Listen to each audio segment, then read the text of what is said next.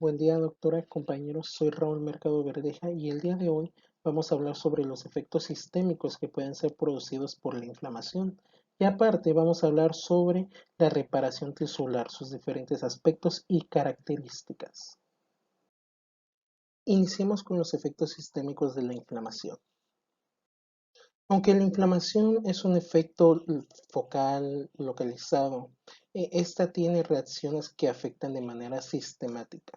En conjunto, estas reacciones se les conocen como reacciones de fase aguda y están mediadas por las citocinas, principalmente el factor de necrosis tumoral, la interleucina 1 y la 6. En conjunto, estos efectos sistemáticos vamos a estudiar principalmente tres, lo que es la fiebre, las proteínas de fase aguda y los leucocitos. La fiebre se debe a una acción de las prostaglandinas, debido a que éstas van a estimular la síntesis de neurotransmisores a nivel hipotalámico, los cuales van a activar el centro termorregulador, lo cual va a causar un aumento en la temperatura corporal.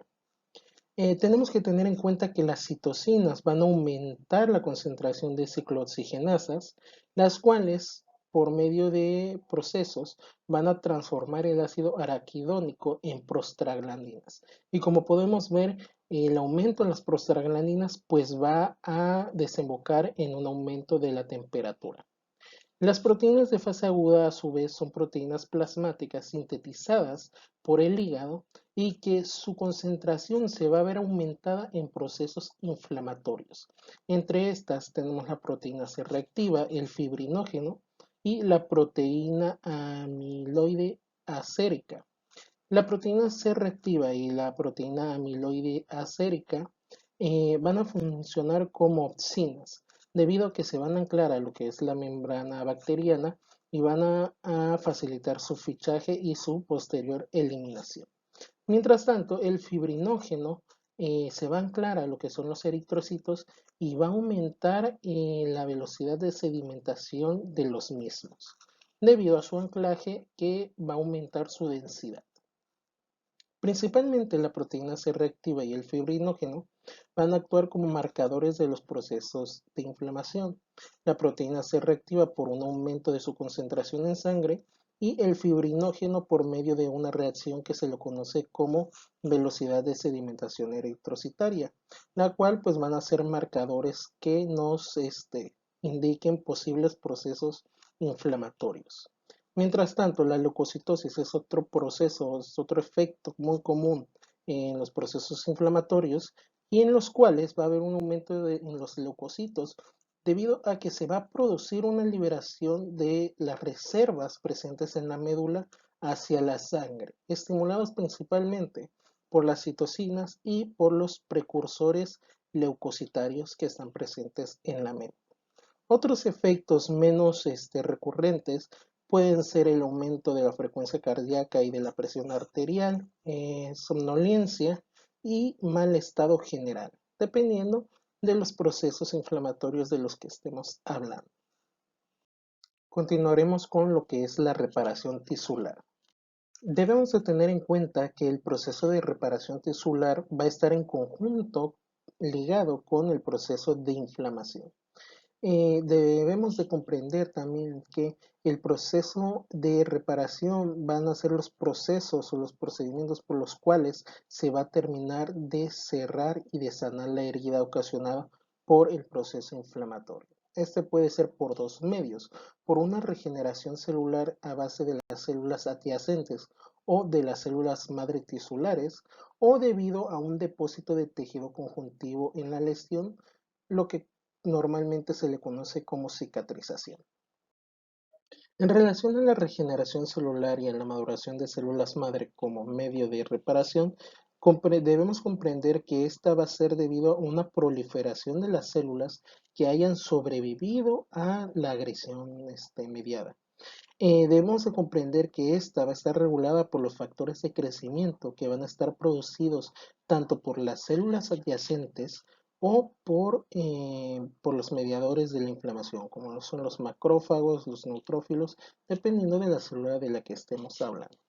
Va a estar mediada por estos factores de crecimiento, la cual va a aumentar la proliferación de estas células y van así a sellar o cerrar lo que es la herida causando su reparación.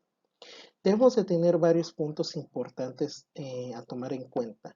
El primero es de que esta clase de reparación solo va a ser característica de tejido que tenga una capacidad proliferativa intrínseca. ¿A qué me quiero dar a referir? A tejido que tenga la capacidad de multiplicarse y dividirse naturalmente, como lo son el tejido epitelial, las células epiteliares, entre otros tipos de tejidos.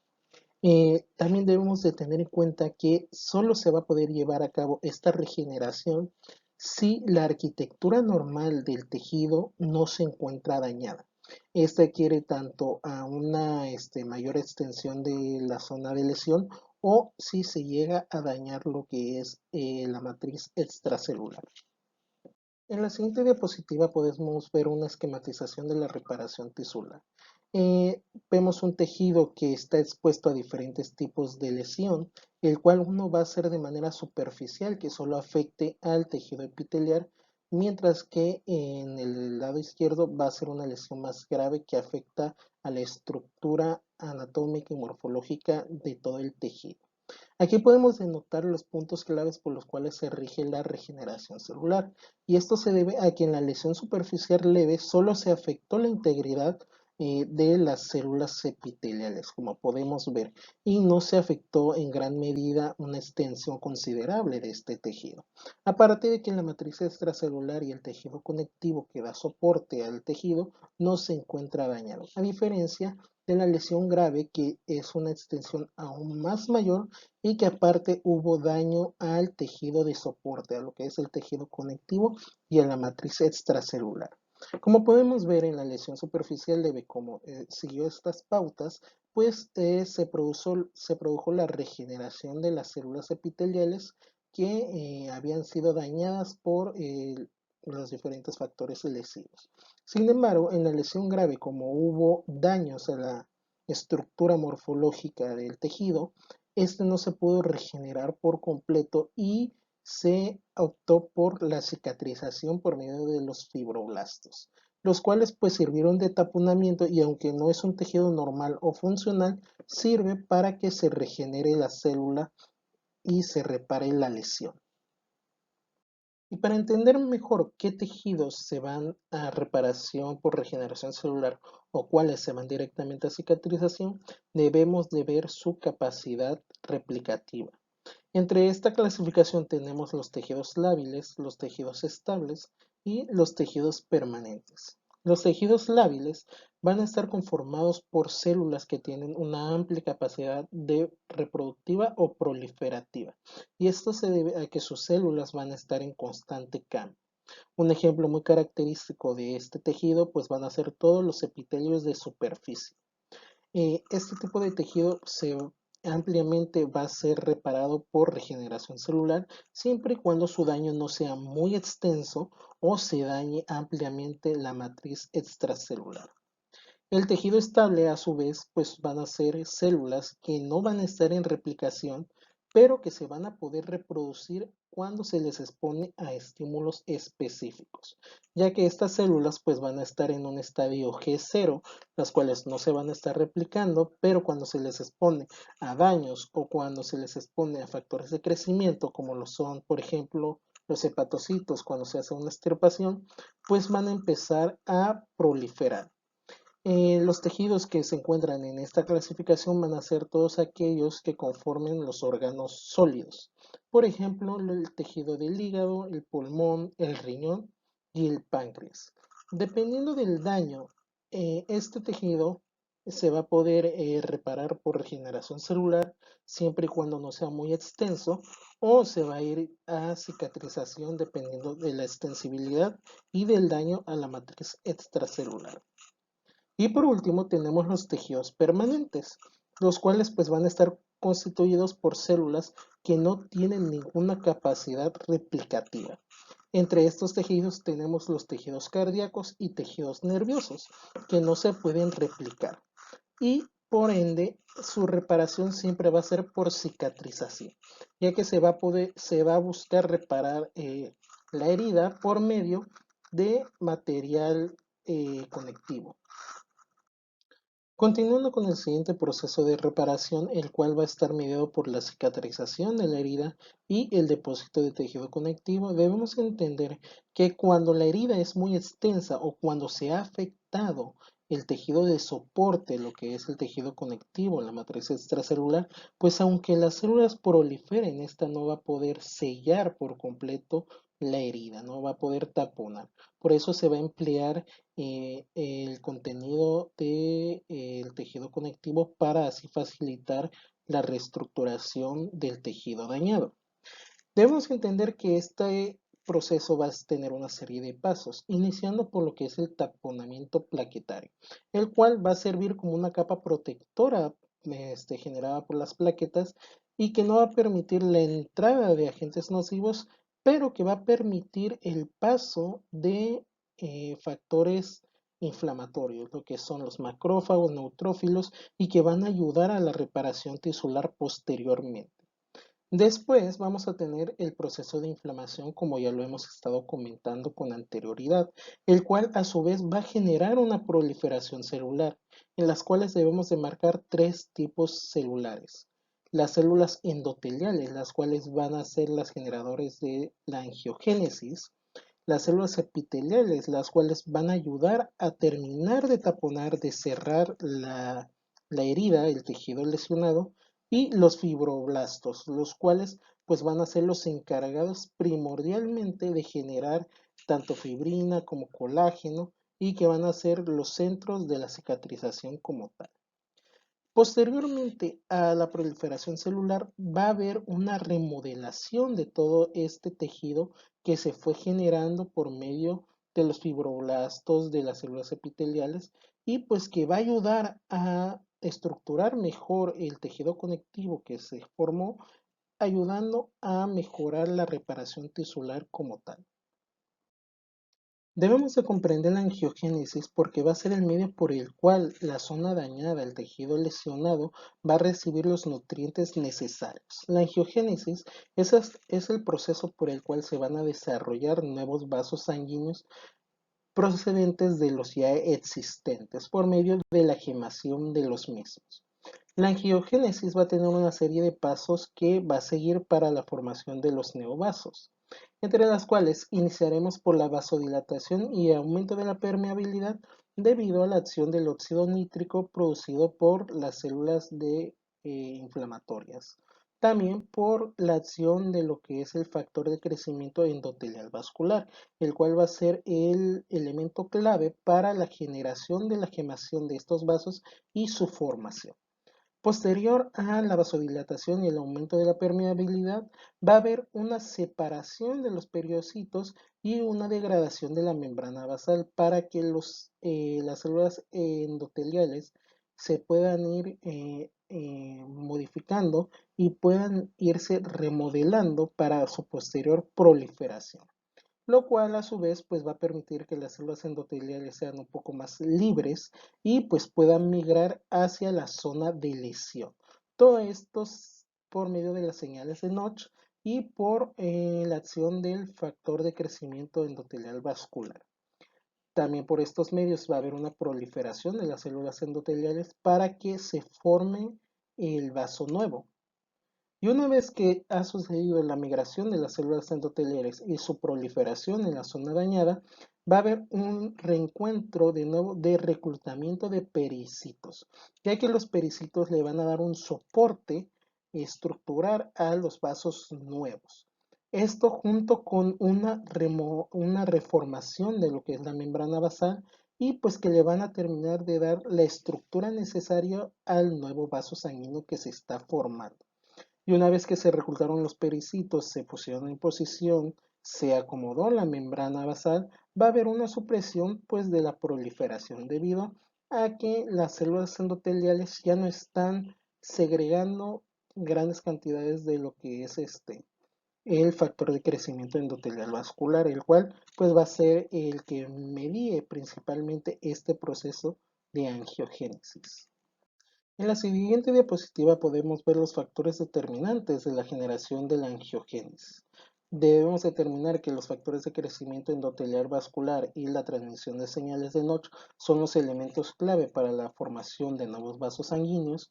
El factor de crecimiento de fibroblastos es más que nada un complemento, el cual va a ayudar a la proliferación de las células endoteliales y tenemos que tener mayor fijación en lo que son los factores PDGF y TGF-beta, debido a que estos van a ayudar a la reestructuración tanto de los pericitos como de la membrana basal, lo cual le va a dar una estructura más firme a lo que es la generación de los nuevos vasos.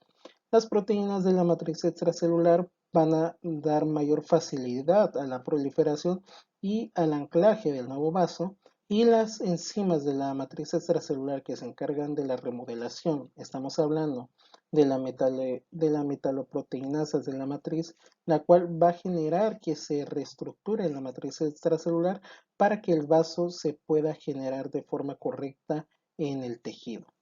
En la esquematización podemos ver la acción del factor de crecimiento endotelial vascular, seguido por una separación de los pericitos, la degradación de la membrana basal, seguido por la acción de este factor de crecimiento junto con las señales de Notch, lo cual va a hacer que las células endoteliales proliferen y migren para la formación del nuevo vaso, también conocido como la formación del neovaso, que va a estar mejormente estructurado. Y esto para llevar mayor nutrición, mayor aporte hacia los tejidos de lesión. Para terminar de comprender el proceso de reparación por medio de la cicatrización, debemos comprender la activación de los fibroblastos y su remodelación.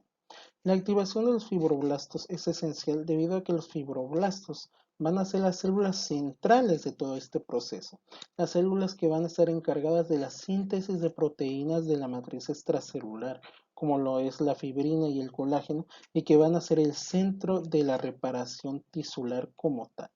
En este proceso debemos de tener dos etapas. Primero vamos a iniciar con la migración y proliferación de los fibroblastos, los cuales van a ser atraídos por medio de factores de crecimiento y de agentes inflamatorios, como lo son los macrófagos de tipo 2, y que van a hacer que los fibroblastos se centren en la lesión tisular.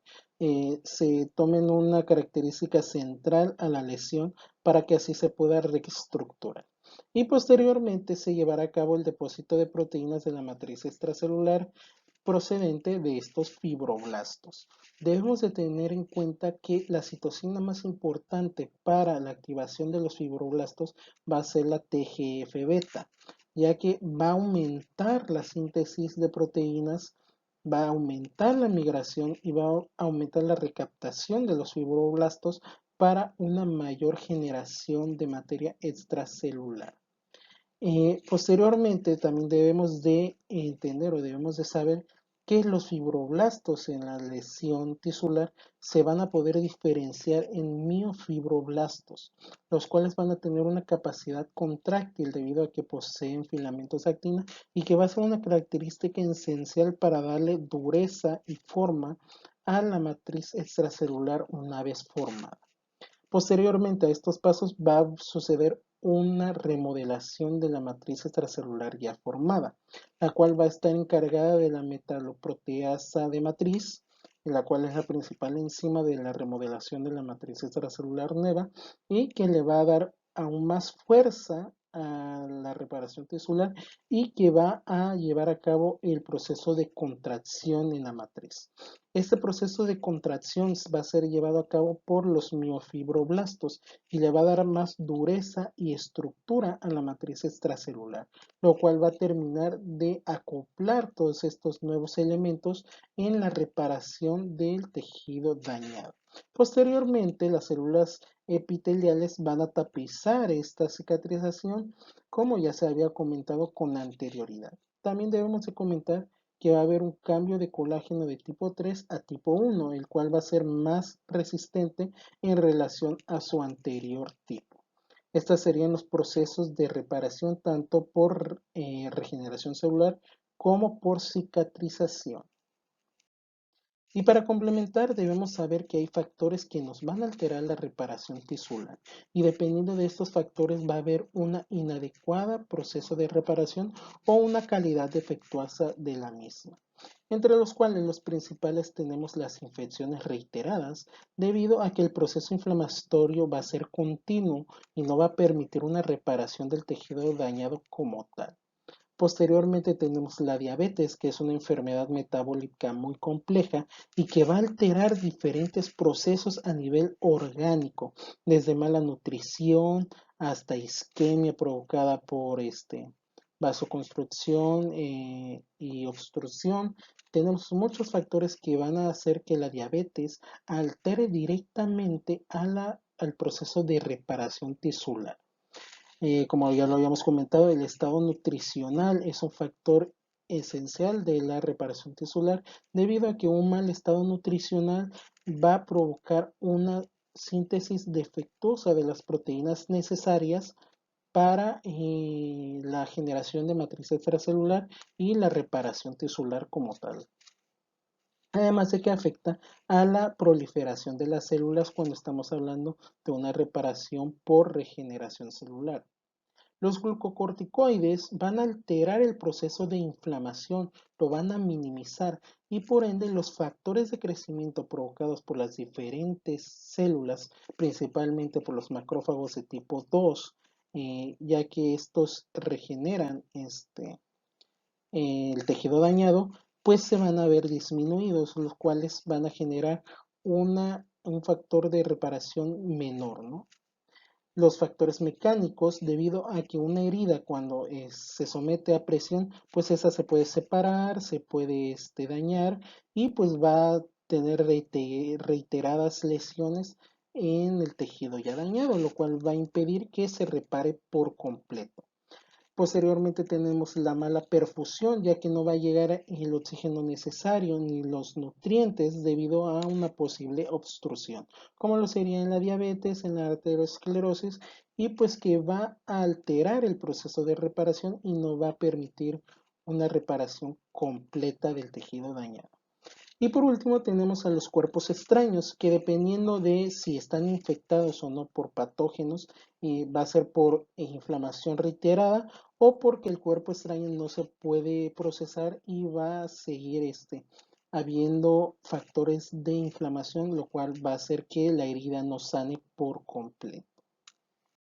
En la siguiente diapositiva podemos ver varios ejemplos sobre defectos de la cicatrización debido a heridas crónicas. Podemos ver 4 ejemplos de úlceras: una úlcera venosa, una úlcera arterial, una úlcera por presión y una úlcera diabética.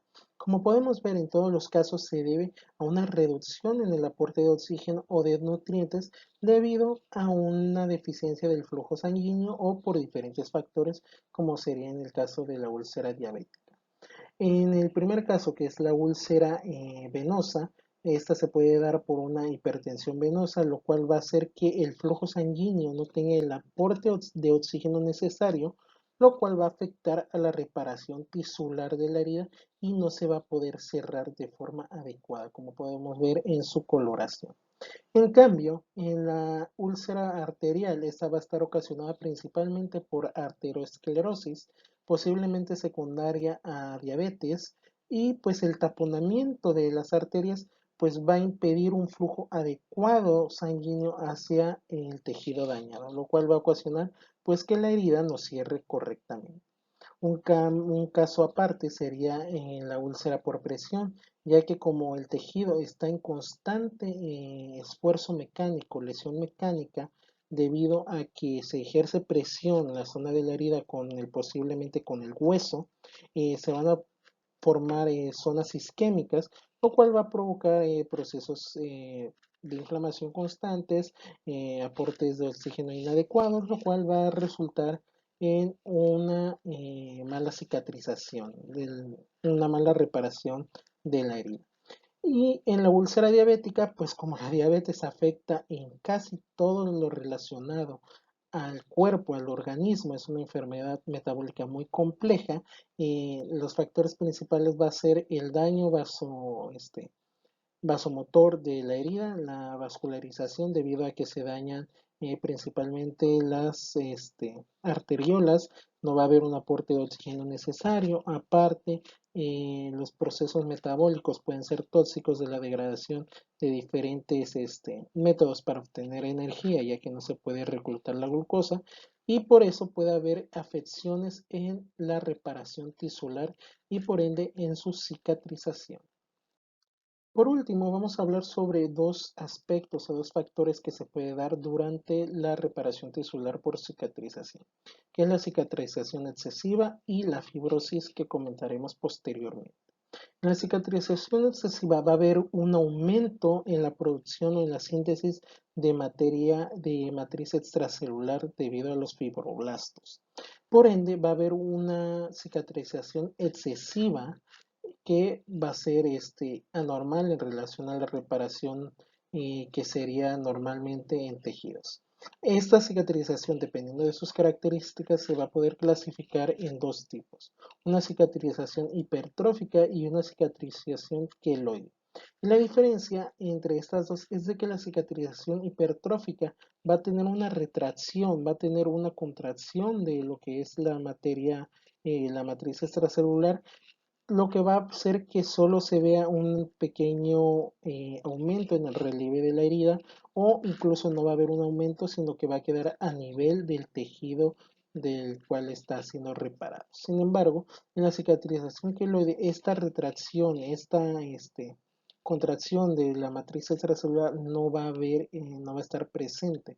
Por ende, va a tener una forma acumulada, acupulada, que va a sobresalir muy extensamente sobre el tejido donde sucedió la lesión. En la imagen podemos ver, la imagen A, podemos ver un ejemplo de cicatrización hipertrófica. Como podemos ver, el relieve es casi mínimo, está casi al nivel del tejido cutáneo, en comparación a la cicatrización queloide de la imagen B, que podemos ver acúmulos de matriz extracelular recubiertas de lo que es células epiteliales. Como podemos ver, está sobre el relieve del tejido lesionado, y pues eso es la diferencia entre estas dos cicatrizaciones. En el corte histológico podemos ver a mayor escala el proceso de cicatrización queloide. Podemos ver grandes acúmulos de matriz extracelular en el relieve, una gran epitelialización de lo que es en la capa de la piel, y pues podemos ver fibras de colágena y y fibrina, principalmente lo que se compone de lo que es la matriz extracelular del proceso de cicatrización. Y por último, la fibrosis pues va a ser ese proceso patológico, ya va a ser un proceso patológico de una cicatrización excesiva. Y esto se va a dar por repetidas procesos inflamatorios, o por repetidas exposiciones lesivas del tejido lesionado. Hablamos de fibrosis ya cuando se vuelve patológico, cuando interfiere en la actividad funcional de un órgano, por ejemplo, la fibrosis pulmonar, la cicatrización excesiva en el hígado cirrótico, por ejemplo. Esta es una fibrosis ya en toda regla. Y esta va a estar marcada de que un epitelio, cuando es lesionado de forma normal, de forma limitada, pues va a tener una regeneración normal del epitelio. Sin embargo, cuando presenta una lesión repetitiva o grave, los procesos de inflamación y reparación tisular van a estar muy apegados el uno al otro, y va a formar matriz extracelular abundante. Como es un proceso repetitivo y continuo, esta matriz extracelular se va a ir acumulando progresivamente hasta ser un problema sistémico del órgano afectado. Como podemos ver en el esquema, podemos recabar la acción de las citocinas, por medio del cual se va a llevar a cabo la inflamación, y los factores de reparación tisular, como ya los habíamos comentado, lo que es el TGF beta y la metaloproteinasa de matriz, que es la encargada de la remodelación del tejido de la matriz extracelular nueva. Esto va a ocasionar que se acumule gran cantidad de matriz extracelular nueva, lo cual pues va a ser una sobrecicatrización, lo cual va a formar a su vez lo que es la fibrosis como tal. Todo encargado de la repoblación de los fibroblastos debido a una constante reparación tisular que se trata de dar. Y como no se logra eliminar el agente causal, por ejemplo, alguna bacteria, en el caso de la tuberculosis, por ejemplo, que no pueden eliminar a la bacteria, se sigue produciendo inflamación, la inflamación provoca la reparación tisular y como no se puede eliminar el agente causal, pues va a volver a hacer ese ciclo, lo cual va a provocar una cicatrización muy extensa que se le conoce como fibrosis en órganos, como tal. En este caso, en los pulmones.